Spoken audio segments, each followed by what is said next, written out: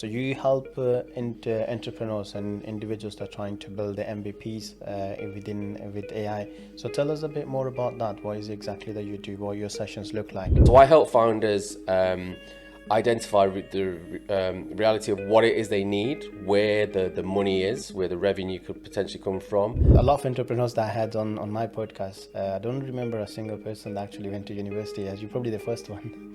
Yeah, I went to university because that's just the pathway I understood. All my family went to university, as in like my cousins, right? So I went to university because that's all I knew. Being an entrepreneur and setting up a business never been easier. You can do it straight away now, but putting the time and effort in, there's no quick win, there's no quick fix for that. If you are the sole provider for your family, save 6 months worth of runway. And when I see 6 months, that's not luxuries, that is you pay your bills, food, etc. So built-in notes, where does the idea come from and why? I understand tech. Why don't I just build a community, because no one's doing anything here, just a tech meetup. So built-in knots came out of trying to create opportunities.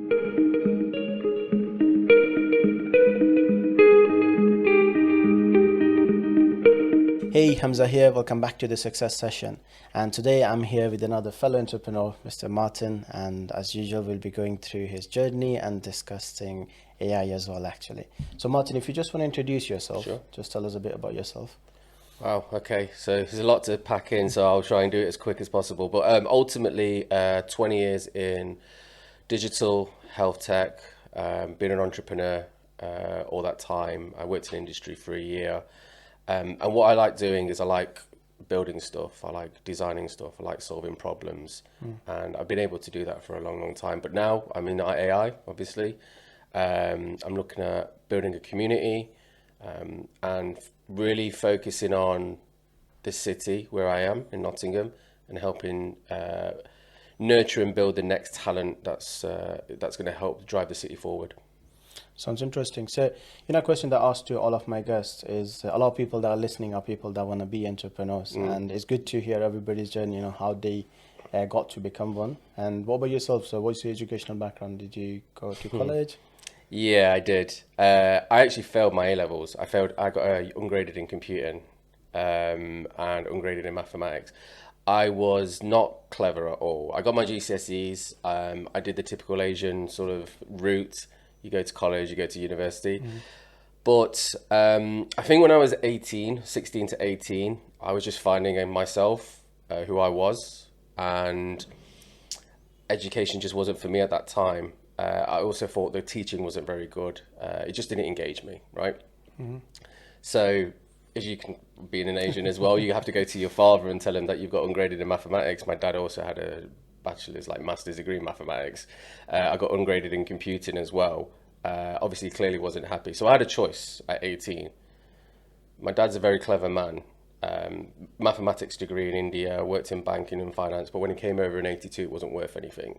So he had to build a life here, got married, raised a family. So he had to work in a factory. Still there to this day, 44 years later. Very happy.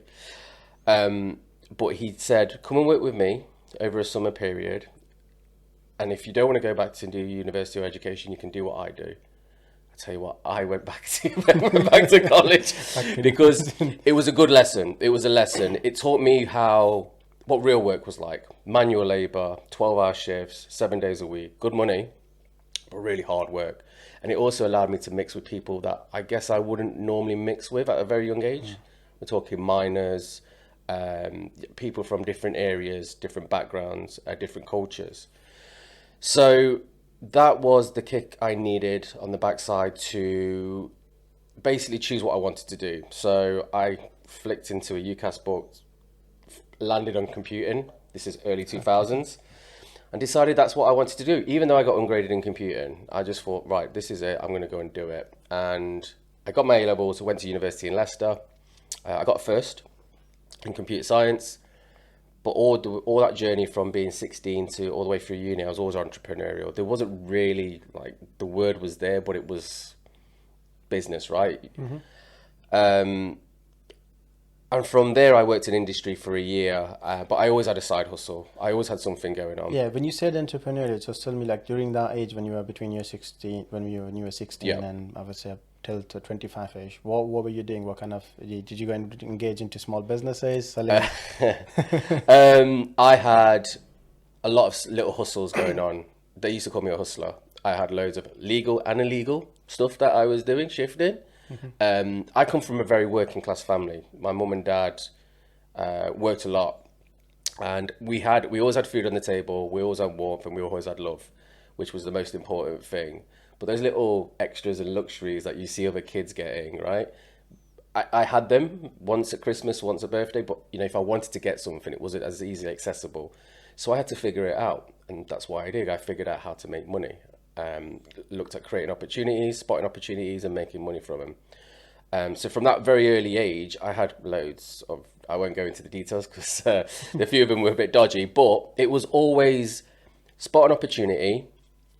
How can I leverage that? How can I actually make money from it? And it might have been 100 quid, 200 quid, but these things compound over time. And then the things then start to get a little bit bigger.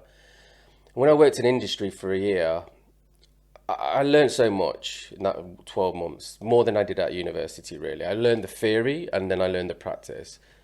And once again, I saw an opportunity and I saw, well, actually, I'm doing this. Why am I doing this for somebody else when somebody else over here is offering me a lot more money and I can be flexible in my own time? When you say you worked in the industry, how did you land the job there? Like you applied, usual stuff, and Yeah, I applied for a couple of jobs. I've only ever had one job interview in my life, and that was it.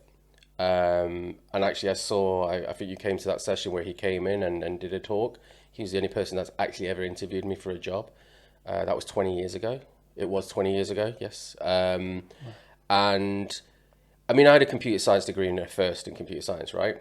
I wouldn't class myself as if I was interviewing that person, I could easily spot that I wasn't a first student.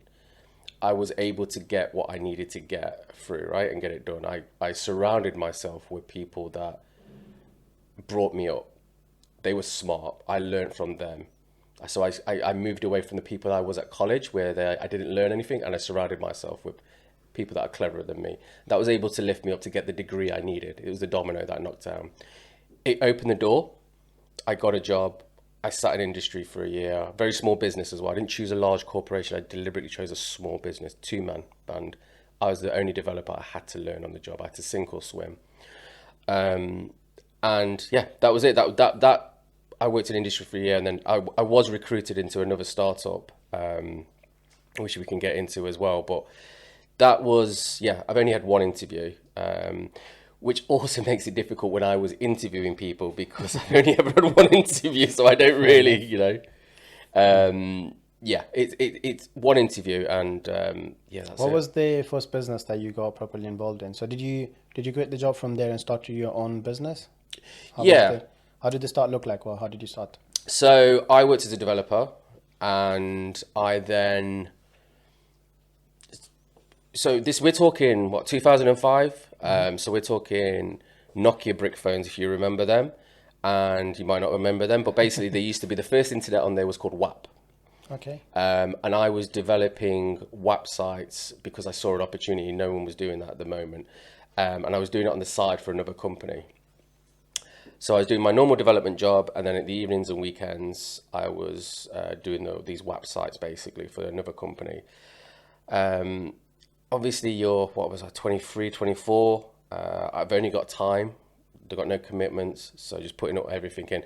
I noticed that could be a business. I noticed that I could make money or more money basically doing that than my full-time job. What my full-time job was allowing me to do, though, was to learn the industry, learn process. And that side business actually became something that I was headhunted. I basically went and worked for that company full-time because they offered me like triple my wages. They paid the deposit on my first apartment. They gave me a company car. They gave me laptops.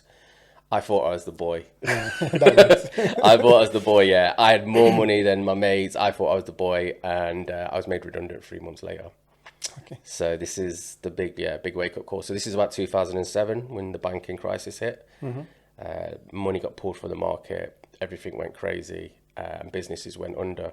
And they were one of those businesses, they just leveraged, they had too much leverage. So I was made redundant. So I had a choice. Do I do this as a business? I don't trust the banks. I don't trust somebody to have my fate in their hands. This is a very early age. I don't want to have failure again. You know, my only failure I was seeing, everything else is learning, but my main failure is having to go back to my father and tell him I failed my A-levels, because education's everything, especially in an Asian family. It's proud, right? Your son goes to university.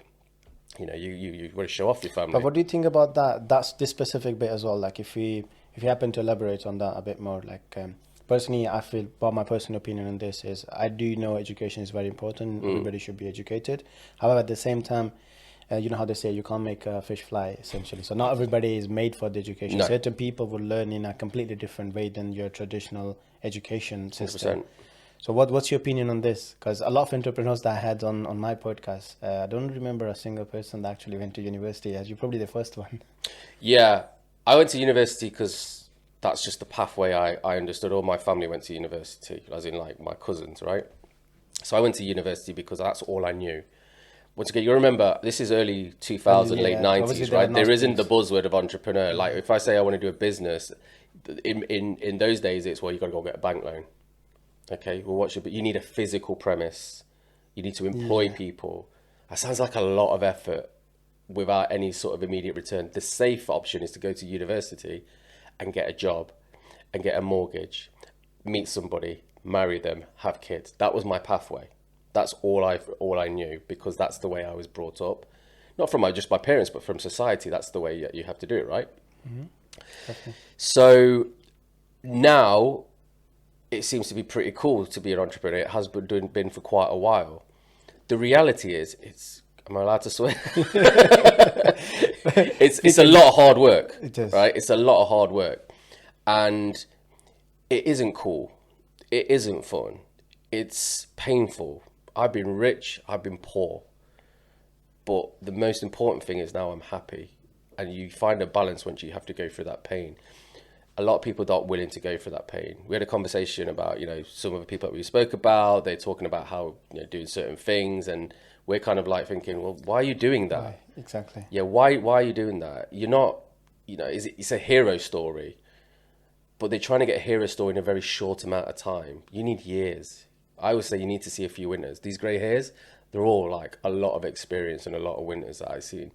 So being an entrepreneur and setting up a business, never been easier. You can do it straight away now. But putting the time and effort in, there's no quick win. There's no quick fix for that. Education for me is, even with my kids, do what you want. This is what my dad actually said to me. Do what you want to do. You can marry who you want. You can be who you want. But always remember you have something fundamental behind you, and education's the starting point, because no one can ever take that away from you. No one can ever look down at you. Yeah, knowledge. No one can ever look down at you. So whatever decisions you make in life and do, I will back you, but your education's your number one. And that's what I do with my kids as well. I know that education, whether they want to go to uni or not now, it's up to them. But as long as they get the foundation, GCSEs, A-levels, from there they can make their own decisions. You need education. And it's never been easy to learn. You got YouTube. True. Yeah, well, a lot of change. You go AI as well now. We'll jump into that topic soon. So yeah. I guess that kind of takes over the YouTube as well. You used the word safe in one of the conversation, one of the bits that you have mentioned. I want to touch that topic a bit, because I feel like a lot of entrepreneurs feel like that hero story, or that Bollywood or Hollywood stories that they see of, sacrificing everything just to chase their dream is 100% going to work. So touching a bit more on that topic, what do you think? Does every entrepreneur have that safe side on it, or does everybody, the biggest entrepreneurs out there, they just take any route that that is in front of them, which can be most of them can be very risky as well? Yeah. You probably will resonate to this. My biggest growth has been when my back's been against the wall. So if I look at it, 2007 banking crisis, I had to make a decision, back against the wall. Many financial crises that we've had since then, COVID. My best decisions have come when I've not had any options, but I've had to work and graft, right? I'm a firefighter, basically. And I think that's the story a lot of us talk about and tell about. And it seems to be like a hero story. People feel like they have to go through that. The reality is, you don't. If you have options to lessen the pain, but still learn, then why would you not just do that? It just makes total sense, right? So I know a lot of founders that I've worked with over the years that they just left their business left doing full-time employment and gone straight into it all in because they believe in it. And that's fine. You have to have an element of belief. But the safety net, I think, is very, very important, because the reality is it's not going to work. Like, a lot of the time, like 9 times out of 10, whatever you do the first time is not going to work. You might be lucky. I mean, there'll be plenty of entrepreneurs out there that have gone big and then just blown up. But a lot of the smart ones always basically do something, learn from it, because the first one isn't going to work, and then go and build something else. And I think that my story is like that. It's a roller coaster. You know, I did a marketing agency. I lost $250 million, not billion, $250 on that project. Best education I ever had. Painful, very painful, yeah. But best education I ever had. It's a hard one, Hamza, because you know, when I'm on the other side of it, like 20 years. It's hard to believe it's 20 years, but I see I've got another like 15, 20 years basically. So I feel like a wise old man, basically, who's able to tell the stories and stuff like that. If I was to go back and talk to myself 20 years ago, I would basically say, does it need to be as hard? You know, know your customer, know your product or your service, figure out a price and sell it. If it doesn't work, do something else. It's as simple as that. It's quite simple to put it. Yeah, I'm pretty much of the similar opinion. It's not like that you would have the most comfortable life and still make it work. You still would have to go through some sort of a pain. Would that be financial pain, or would that be, I don't know, physical in some certain less jobs? holidays, you know. What do you need? You need food, you need water, you need warmth. Exactly. Yeah, yeah. And COVID was brilliant for that. For me, it was a bit of an eye-opener. Because we realised how much, and I think it's an eye-opener for a lot of people, we realise how much money you spend on stuff that you don't really need, right? That's true. So like my thing I always talk to people about, and I've said to friends who have now left their business, left work, and set up their own business. If you are the sole provider for your family, save 6 months worth of runway. And when I see 6 months, that's not luxuries. That is, you pay your bills, food, etc. Right? You should know what your monthly expenditure is. 6 months. If you're with somebody else who's working, then 3 months. But you should always have 3 months of capital to sit on, because you never know what's going to happen. That is a safety net in its own right, you know. It makes sense. Like, you know, as they say, entrepreneurs take the least amount of risk, and they need to have some sort of a safety net. Would that be in business, or would that be in their personal lives as well? So moving forward to the next topic that I wanted to touch with yourself. So you help entrepreneurs and individuals that are trying to build the MVPs with AI. So tell us a bit more about that. What is it exactly that you do? What your sessions look like? Yeah, so my background is development, obviously, but I've worn many hats. So I leaned into design thinking probably about 10 years ago now, to help build products that were useful for people. A lot of the software that we were building back in the day, and a lot of people build, they have great ideas, but is it actually going to make money? Like, it comes down to this, right? Whether you want to raise capital or you want to generate revenue, you need to figure out if it's going to make money, right?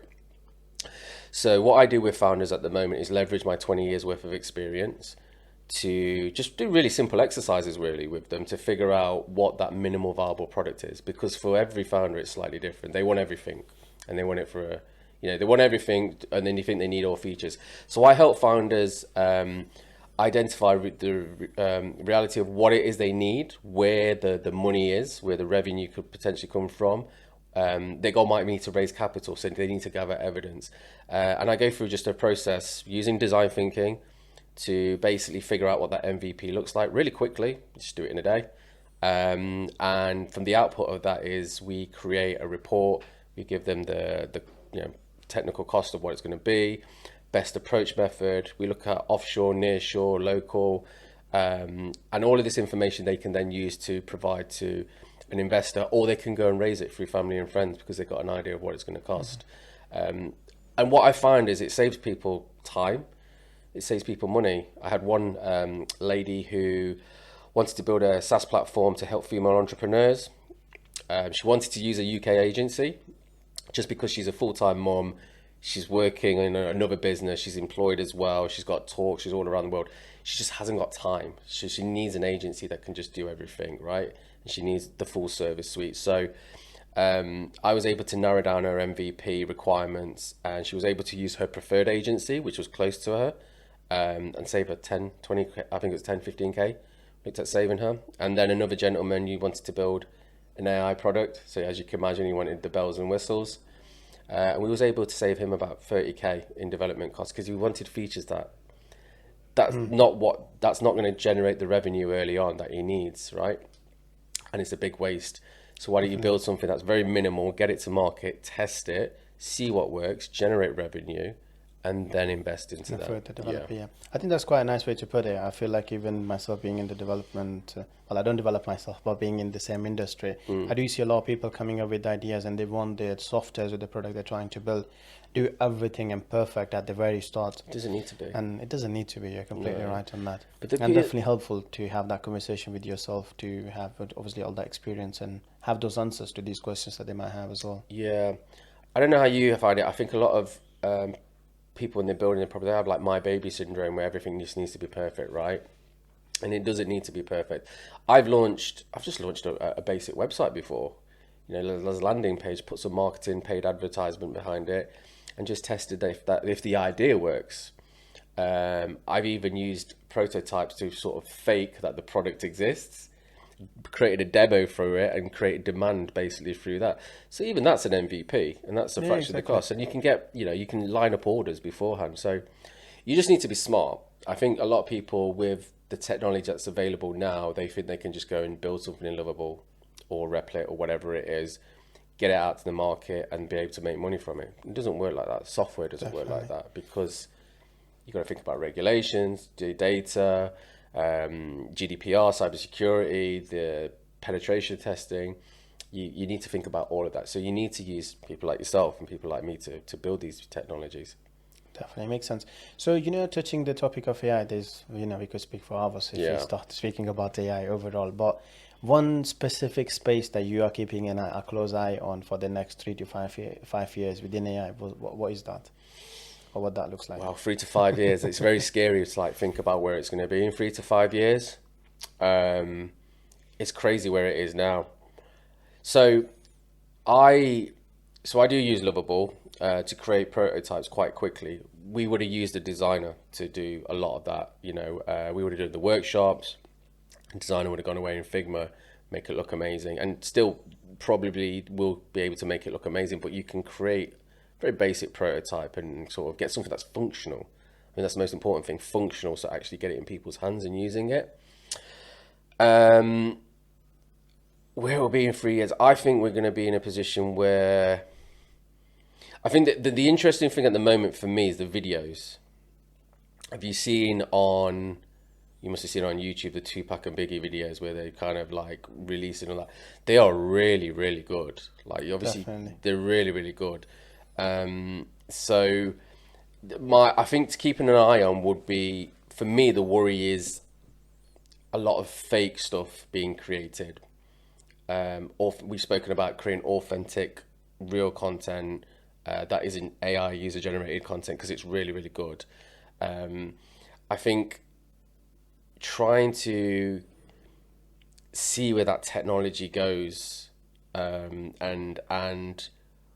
what issues it can cause. And, for example, if somebody wanted to really put a spanner in my life, they could fake AI something that I didn't really do and send it to my wife, right? Or send it to the police. That bit really scares me. That's I forgot the name of that program on Netflix. I forgot what it's called now. But that is really that's not far away. That is literally here. Yeah. And then the way I use AI is, for me personally, is to just make myself more productive, as it is there for. So I use it to optimize my time, because I work in small batches and sprints. I use it as a personal assistant. It's like Iron Man. You watch the Avengers, Iron Man? Mm-hmm. Yeah, so Jeeves. Yeah, that's basically that's what I think we're all going to have our own Jeeves. And it might be a case of, I've had this idea, Jeeves, I want to build this platform. Okay, Jeeves just goes and builds it. It might be perfect, it might not. Like, that's the scary thing about it. But I think we're always going to need a human in the loop, definitely. Yeah. I think at the moment it's more like an extension of the way we work, I guess, or an extension of yourselves to do certain tasks that you needed to rely on another person at sometimes, or you rely on another tool, for example. Obviously, later down the line, obviously with the age of AGI, probably would be a lot more thinking on his own as well, rather than just following certain instruction. But yeah, it is very exciting. It's a bit of a mix of the emotions when it comes to AI. Yeah. Moving into built-in notes and your attachment to Nottingham, we talked about it a few times. I want to touch that topic a bit and know a bit more about that and what makes you do what you're doing. So built-in notes, where does the idea come from and why? So I'm born and bred in Nottingham, never left. But I've never left by design. So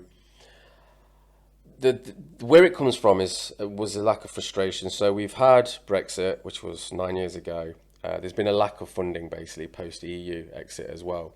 And I think Nottingham in particular, and the Midlands in particular, East Midlands in particular, is suffered quite a lot from a lack of investment. If we go back to 2018, 2019, the city was absolutely thriving. It was full of tech companies. There was tech events going on. Students were staying. I was hiring students. I had 60 people on the other side of this building working for me. It was really, really good. Obviously, good times don't always stay forever, right? It doesn't always last. But the UK in general has just had a lack of investment. And this region's had a massive lack of investment because of that as well. And the noise, as you're aware, is just like the UK is not the place. It's not a place to build a business. It's not a place to grow a business. Now, I was looking at Dubai, like probably everybody else, looking at what the options were, and I spent 2 years basically building that network up with an option to actually maybe we could set something up there and do something. And me and my wife decided like it wasn't for us, and because it's not home. Like, home is here. Home is where your friends are. Home is family. Home is where your roots are. My roots are here. My family's here. My friends are here. So then it became a case of, well, what can I do to improve my environment around me? Okay, well, I'm not a politician. I'm not sort of going to do deliberately, set up some sort of army or whatever it is to cause a campaign or whatever it is. So what can I do? Well, I understand tech. Why don't I just build a community, because no one's doing anything here, just a tech meetup. So built-in knots came out of trying to create opportunities. Go back to my original thing. I'm really good at spotting opportunities. And where we are at the moment is we're on a down cycle. That's not always going to be the case. It's the way the world works. It's the way the money cycle works. Money comes in, money goes up, basically. And we're in a down cycle at the moment. And what I want to do is build something now with the view to help as we move up, to create opportunities for people who, you've been to the events. Definitely. People just want, first of all, to get out of the house and come and meet up. That's the basic level, right? But then they also want to learn, and they also want to think that we're in it together. And we want to build something. We want to build a better city. We want to build a better environment for us, friends, family, and our children. I've been doing it for 3 months. I love it. It helps me with my mental health because my office is quite quiet. So on a Wednesday, it's packed. What I've noticed is I'm ringing the bell, and now people are coming to me and saying, how can I help? Okay, well, I need this help, and this will help us move forward. All right, I can help you with that. Another person's come in and goes, how can I help? Well, actually, I don't have this network. I need to speak to the university. I need to speak to the council. I can help with that. And it's just growing. And it's only been 3 months and it's growing. And now we're doing evening events. We're doing training sessions. We're doing hackathons. Like, we've got a pretty busy pipeline of activities set up till April next year. And we're meeting up weekly. It's got to be weekly because that's consistent. 5 people might show up, 25 people might show up, but at least they know that on a Wednesday they can come, they can learn, they can hang around, they can have a coffee and a chat, even if it gets them out of the house. And it's a community, and that's what the future is. It's building communities, because with technology, we're gonna go through a difficult phase, I think. Mass unemployment, there's gonna be a lot of re-education, retraining that's gonna be needed. And I think if we can build that community and be at the heart of that for Nottingham to help it as it goes through that transition, that for me is a positive thing. And I feel that I can do that. Like I says, I've got 20 years of experience now. I think the time's right for me to give back and nurture and help the next generation, because they're the ones that we're going to need to rely on to pay into the system to help us. Fair enough. That makes sense. That's quite interesting actually as well when you look at it. And I've been to a few of these events, and what's nice about it is you find all sorts of people but with very different backgrounds. Yes. And there's a lot of knowledge within one room where they can ask the questions, have a look at what's actually happening in the industry, rather than just reading a news about it that could be real or fake, considering the amount of information available online nowadays. And it's not networking, is it? When you come, it's not. It's more like home. It's just that's what it is. That's what it is. It's more like home. And anyone who's watching this, I want them to, and they were interested, thinking about coming along. It's not networking. Like, we'll do the monthly networking thing, right? Because you have to do it, and we're going to do it on October the 16th and every month onwards. But it is literally just the same people. How you doing? What you been up to? It's what you would do if you had a full office of people, really. It's the same thing. So it's like, we're almost like co-workers. Yeah, exactly. It's nice. I've seen some people recently starting to stay back as well and do the work from there. I think that builds a sense of co-working and sense of belonging as well. They can have that conversation, they can share that idea. Oh, this week I've been working on this and that worked and that didn't work. Yes. Specifically in the tech industry, considering obviously the rapid changes that are happening with the age of AI. There is a lot more that I could talk about and I could discuss with you, but I would wrap it up with but there are questions that I ask to everybody who comes on these shows is, if there was a piece of advice or a piece of knowledge, I would say, that you could give to your younger self, what would that be? Get over yourself. Don't be worried about what other people think of you, because they're probably not bothered. That's beautiful. That's it. But that's beautiful. Because when you're younger, that's what you're like. What do they think? Yeah. Maybe if I got this, they'd like me. It doesn't matter. None of it matters. The only thing that matters is your health, your friends, your family. The rest of it Couldn't is just... agree more with that. Yeah. When I posted my first video, for example, I had that thought to myself as well. Sometimes, it's easier said than done. When you're doing something and there's, it will be online, for example, or many people will watch it. You do have that second thought, what would this person think? But I guess as you do it, you kind of get over it, and you have to get over yourself if you want to do anything in your life. Yeah. And that's a really beautiful piece of advice. Yeah. It's really nice when you figure that out. Yeah. It's really nice. It's quite liberating, to be honest. You're kind of like, yeah. oh, right. And you don't really give a, I don't want to swear because I just swear loads, but you really don't give a, We don't. Perfect, Martin. It was a pleasure as usual to have you on the show, and definitely keep in touch and we'll do a few more of these. Amazing. And thanks everybody for watching this, and I'll see you all on the next one.